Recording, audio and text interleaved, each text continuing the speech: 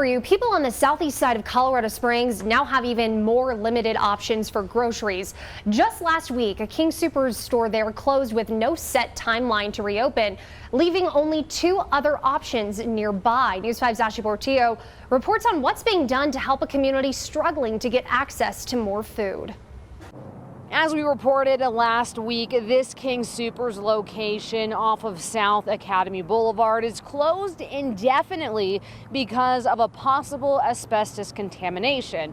Now, in an area where there's already a limited number of options for shopping for your groceries, residents say they're concerned.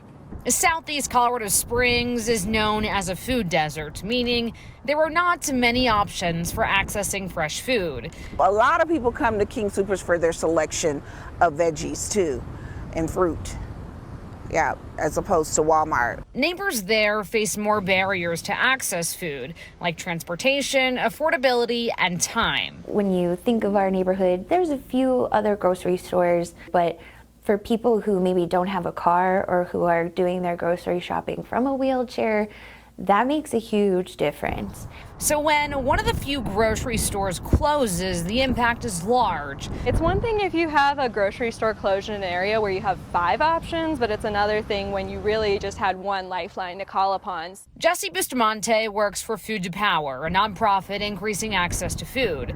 She said the neighborhoods facing the most barriers are the Hillside neighborhood, Stratton Meadows, Nob Hill, Pikes Peak Park, and Deerfield Hills. King Soopers is situated right between Pikes Peak Park and Deerfield Hills, so it couldn't have happened in a worse location. Bustamante says they're working on solutions to fill the need. We're thinking about reaching out to transportation partners to see if that can be bridged for more direct routes to the nearest options, and we're thinking about ways to bring farmers markets to the King Soopers space. They're also interested in hosting a town hall to get input from the community.